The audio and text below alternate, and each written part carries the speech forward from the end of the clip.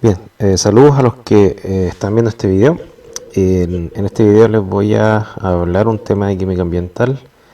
Este tema es respecto del ciclo del antimonio, o lo que yo he titulado antimonio en el medio ambiente. Decidí hablar de este elemento por cuanto es el elemento que más he estudiado en investigaciones que he realizado estos más de 10 años y yo creo que es un elemento bastante desconocido respecto a su química ambiental y espero explicar lo más posible su ciclo y sus efectos sobre el ser humano. Voy a partir primero estableciendo unos aspectos químicos básicos respecto de lo que es el antimonio en el medio ambiente relacionado con su química. El antimonio pertenece al grupo 15 y es un metaloide que tiene una química o una posición en la tabla periódica muy cercana a la del arsénico. Y de hecho presenta algunas similitudes. Por ejemplo, tanto arsénico como antimonio se presentan en los mismos estados de oxidación en la naturaleza, mayormente como sus especies trivalentes y pentavalentes. Ambos forman tanto sus respectivos hidróxidos como sulfuros, pero a diferencia de arsénico, antimonio, su hidróxido de antimonio 3 presenta una solubilidad molar bastante baja. No tiene solubilidad iónica, esto quiere decir que no se disocia en condiciones normales. Sin embargo, sí presenta cierta solubilidad como especie neutra, que esa solubilidad no va más allá entre 2 a 10 partes por millón. Por su parte, el antimonio 5 es un anión en solución, es el hexahidroxiantimoniato. Es bastante soluble, pero prácticamente no tiene propiedades ácido-base, o sea, tiene una protonación a pH muy ácido, a diferencia del arsénico 3, que es muy parecido al ácido fosfórico, el cual de hecho tiene 3 pKa. En la naturaleza, en los distintos estratos ambientales, antimonio se acumula por lejos, mayormente en la corteza terrestre. ¿Por qué en la corteza terrestre? Porque, como mencioné anteriormente, antimonio forma mayormente óxidos y sulfuros, y los sulfuros de antimonio son bastante insolubles, y los óxidos de antimonio, el único que presenta cierta solubilidad es el óxido de antimonio 5. El óxido de antimonio 3 tiene una solubilidad muy baja, y además su abundancia en la corteza terrestre es bastante baja, es 0,2 microgramos por gramo o 0,2 ppm. Por ejemplo, comparado con arsénico, que también es un elemento traza, el cual se presenta más o menos en 10 partes por millón, antimonio es bastante menos abundante. En la atmósfera vamos a ver más adelante que su concentración es bastante baja y se presenta mayormente no en estado gaseoso, sino como material particulado. Y en la hidrósfera hay cierta concentración de antimonio en la hidrósfera, pero siempre es menor a 5 partes por billón, o sea 5 microgramos por litro, no es más que eso. Por lo tanto, gran parte de la química del antimonio se desarrolla en el ambiente, en la corteza terrestre.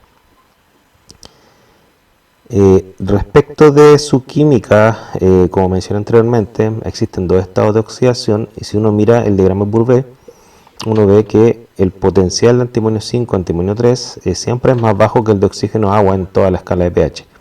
Esto quiere decir que el antimonio 3 es bastante inestable en la naturaleza, sobre todo en medio ambiente oxigenado, por cuanto reacciona espontáneamente con oxígeno. O sea, la única forma de encontrar antimonio 3 es en lugares muy poco oxigenados, como en las profundidades de ciertas vetas minerales, por ejemplo, o en capas sedimentarias.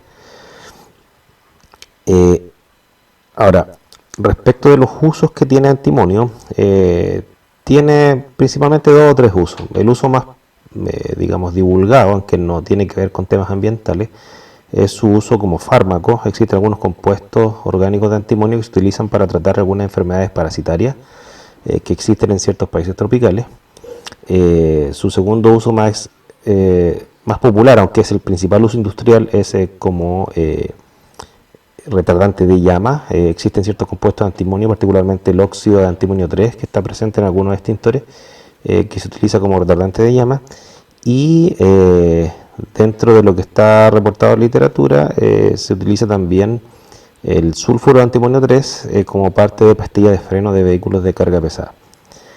Esto último es bien interesante porque dentro de lo que se ha reportado en la literatura, el estrato ambiental más contaminado por antimonio hoy en día es la atmósfera. ¿Por qué la atmósfera? Porque cuando los automóviles frenan, sobre todo los que tienen carga pesada, liberan desde las pastillas de freno, sobre todo partículas muy pequeñas, las cuales presentan grandes concentraciones de antimonio. Entonces el material particulado atmosférico se tiende a contaminar con antimonio. Generalmente un material particulado atmosférico, si es que es generado desde fuentes naturales, por ejemplo de la suspensión del suelo, las concentraciones de los distintos elementos debiesen ser muy parecidas a las concentraciones en las cuales se encuentra este elemento en el suelo naturalmente. Y esto no pasa con el caso del antimonio. Aquí yo tengo una captura de pantalla de una de las investigaciones que hemos desarrollado en el laboratorio, la cual coincide con lo que se ha reportado en literatura. ¿Qué se ha reportado en literatura? Se ha establecido que en las grandes ciudades donde hay tráfico vehicular siempre se encuentran concentraciones elevadas de antimonio en polvo atmosférico y también en la vegetación circundante, por cuanto la deposición de este polvo atmosférico contaminado con antimonio se deposita en la vegetación o el suelo circundante, incrementando su concentración. Antiguamente se creía que el material particulado atmosférico solamente era un problema de contaminantes orgánicos y algunos metales como plomo.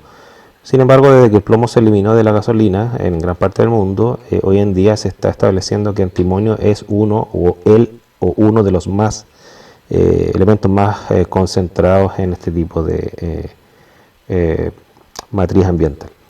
Por lo tanto, la contaminación de antimonio es mayormente atmosférica hoy en día.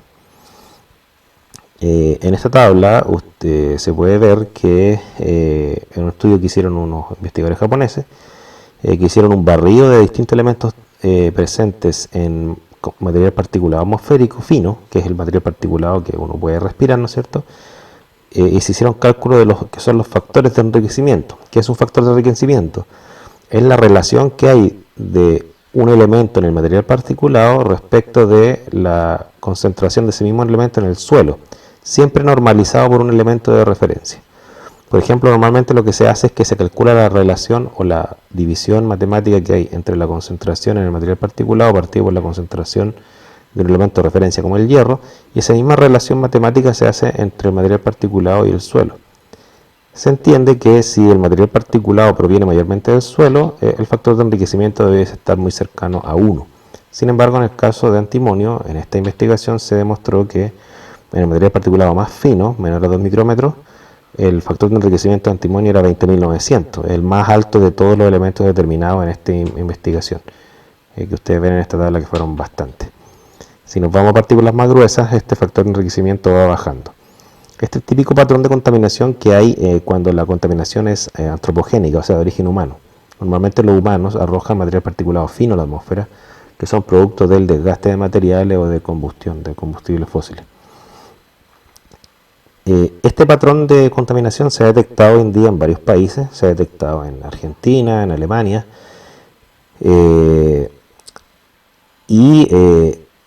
cuando se ha tratado de establecer si existen otros elementos que presenten un enriquecimiento mayor que antimonio, la verdad es que en este momento ha costado encontrarlo.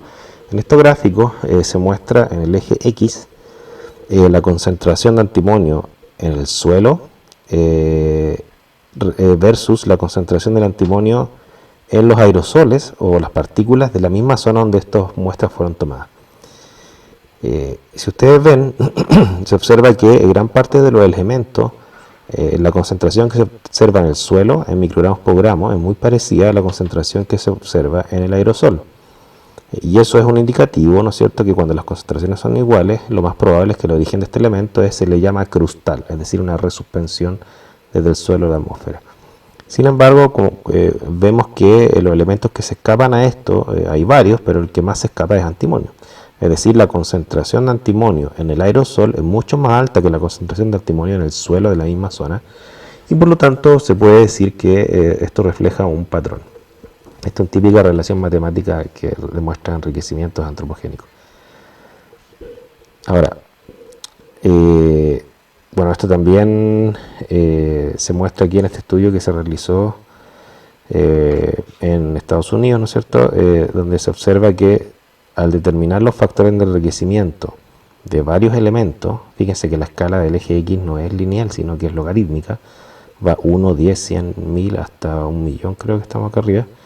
Se observa que de los elementos determinados en este estudio, que son 3, 6, 9, 10, 11, 12, el antimonio es el que presenta los mayores factores de enriquecimiento.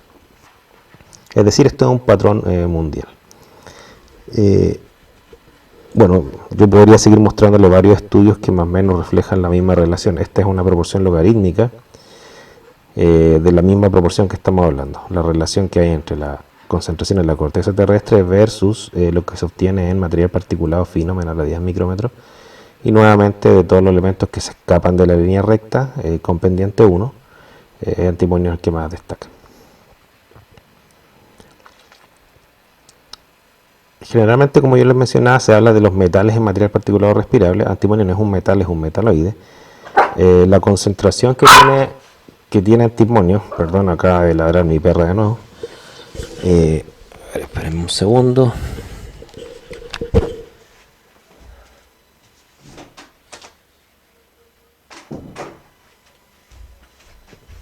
Entonces, retomando, estamos hablando del caso del antimonio. La presencia de antimonio en el material particulado hoy en día se ha determinado que está sobre las 100 partes por millón. Si comparamos esa concentración con la corteza terrestre, que es 0,2 partes por millón, ustedes ya pueden reflejar que la concentración de antimonio es bastante elevada. Las pastillas de freno están hechas de una especie de polvo o material sólido compactado de sulfuro de antimonio, hierro y cobre. Y cuando frena el automóvil libera material particulado bastante fino. Y ese material particulado fino es preocupante por cuanto podría ingresar al cuerpo humano. Los factores de enriquecimiento de antimonio están superando los 20.000 y de 35 metales analizados, de los cuales antimonio es un metaloide, los factores de enriquecimiento más altos que se han encontrado, por lo tanto, han sido de este elemento. El proceso se ha descrito que térmicamente es lo siguiente: el sulfuro de antimonio 3 presente en la pastilla de freno, mediante temperatura y oxígeno pasa a óxido de antimonio 3 o a óxido de antimonio 5, y eso se ha determinado por técnica espectroscópica. Por lo tanto, lo que estamos respirando mayormente es una mezcla de las tres cosas: el sulfuro de antimonio 3, óxido de antimonio 3 o antimonio 5. Bueno, aquí este es un investigador que, bueno, yo que me dedico a esta área, lo ubico casi todos. Él es Naoki Furuta, que fueron los primeros que estableció, si mal no recuerdo, el año 2000 o 2002, fueron los primeros que estableció la contaminación por antimonio de material particulado atmosférico respirable. Y aquí están los factores de enriquecimiento que yo les mostré: 20.900 para antimonio, que es bastante elevado. Entonces, bueno, hoy en día, fíjense que este es un review del año 2009, ya se está hablando que antimonio en el medio ambiente es un elemento que debiera generar cierta preocupación mundial. Si uno mira la tabla periódica, todos los elementos que rodean al antimonio tienen cierto carácter tóxico. Bismuto se está investigando hoy en día, se les tiene cierta sospecha de algunos efectos tóxicos. Plomo ya está archidemostrado que tiene efectos súper nocivos en el cuerpo humano, se acumula en los huesos. Estaño también es un elemento bastante estudiado, ya se ha determinado bastante que genera varios efectos toxicológicos como el imposex. El arsénico es un cancerígeno archidemostrado clase 1, de uno de los elementos más tóxicos que se conoce, junto con el mercurio, y el germanio también. En el caso del antimonio, entonces, está rodeado de elementos que se le asigna cierta toxicidad, y en el caso del antimonio se está sospechando que quizás lo que estamos respirando antimonio podría generar algunos efectos. Entonces se ha planteado la pregunta: ¿es el antimonio presente en la línea de freno un componente carcinogénico?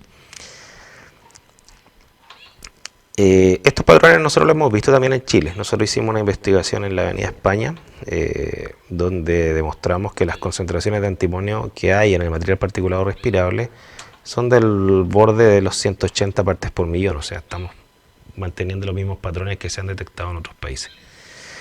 Esta investigación nosotros la hicimos con el Laboratorio de Química Analítica Ambiental del Centro de Tecnologías Ambientales de la Santa María, que ellos son a mi juicio, son los más destacados en química atmosférica. Y de hecho, Francisco Cereceda, su director, fue alumno PUCD en el pregrado. También hemos hecho colaboraciones nosotros con varias otras gente que les voy a mostrar algunos resultados. Estamos viendo que en Chile se están dando los mismos patrones que en Alemania o en Tokio, en Japón. Nosotros lo que hicimos fue tratar de establecer una relación entre la presencia de antimonio en el material particulado y si es que este está ingresando al cuerpo humano, una posibilidad es que esté siendo excretado por la orina. Nosotros hicimos un estudio de determinación de antimonio en orina de trabajadores mineros y en este artículo determinamos que efectivamente hay presencia de antimonio a concentraciones por sobre las digamos, normales. De hecho, en condiciones normales, si uno va a determinar antimonio en orina, esa debe estar bajo el límite de cuantificación de prácticamente todos los métodos analíticos que existen. Los normales, por lo menos. Hay algunos nuevos que quizás tengan el límite de cuantificación bajos, pero estamos hablando que es normal encontrar orina con antimonio inferior a un microgramo por litro. Nosotros hicimos un estudio de determinación de antimonio, no solamente en orina, sino que también en sangre de personas que trabajan como guardias portuarios, en donde los camiones tienen que frenar justamente al frente de ellos, porque ellos le piden los documentos. Entonces estas personas constantemente están siendo expuestas al frenado de camiones, y por lo tanto la hipótesis es que ese frenado, que ya se sabe que libera antimonio en concentraciones elevadas, podría estar entrando al cuerpo y acumulándose en la sangre. Fíjense que estos trabajadores portuarios nosotros les determinamos antimonio en sangre y encontramos niveles de antimonio alrededor de 9 a 10 veces por sobre los niveles normales que se reportan en la literatura. Normalmente uno debería tener niveles de antimonio por bajo los 5 ppb. 3, 2 dicen algunos, y aquí encontramos niveles de casi 30 en promedio, obviamente con cierta dispersión. Por lo tanto, antimonio está siendo un elemento de preocupación por cuanto ya hay ciertas primeras evidencias que antimonio está ingresando al cuerpo humano. Respecto a la toxicidad, algo se sabe, no mucho, la evidencia no es muy buena. De hecho, la agencia de clasificación respecto a la carcinogenicidad de antimonio, comparado con arsénico, ¿no es cierto?, tienen clasificado a antimonio como un carcinógeno clase 2B. ¿Qué quiere decir? Por ejemplo, arsénico está clasificado en el grupo 1, quiere decir que es un carcinógeno de probada efecto sobre los humanos.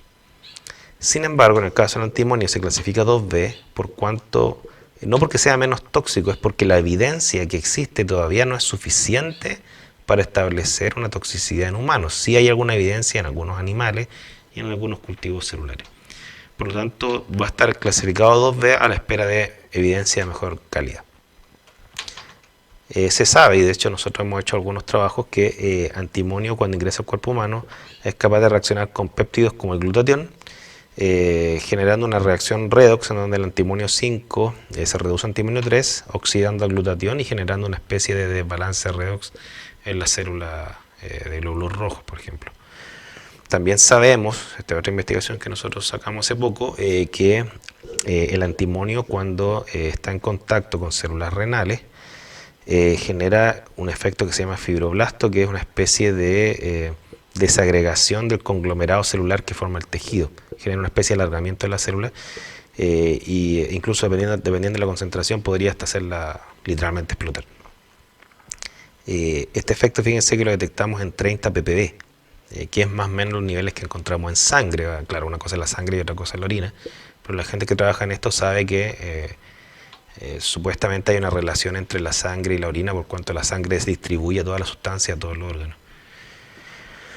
También nosotros demostramos que antimonio genera un efecto sobre las proteínas. Hay una especie de interacción entre antimonio y proteínas que genera que estas proteínas pierdan movilidad. Y eso se reconoce como un efecto tóxico. Eso lo demostramos en células renales en su momento. Ahí están las publicaciones al respecto. Esta interacción no tenemos idea de qué tipo es, todavía se está investigando a nivel mundial, nosotros tampoco sabemos qué es, pero que genera un efecto, lo genera.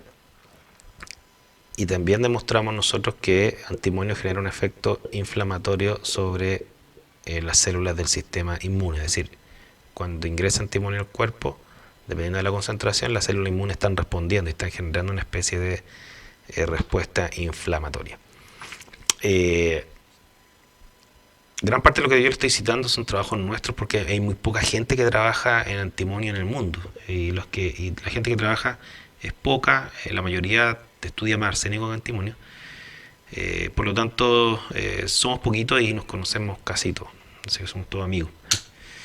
Eh, lo último que les quería mostrar es que el mercado del antimonio hoy en día está mayormente dedicado a extintores. Todavía no se sabe mucho de qué efecto genera para la gente que trabaja con esto exponerse al polvo de óxido de antimonio 3. Eso está en veremos, algunos trabajos, se está planteando que quizás es hora de reemplazar ese compuesto en algunos extintores por otro, pero en ese campo todavía queda mucho por hacer.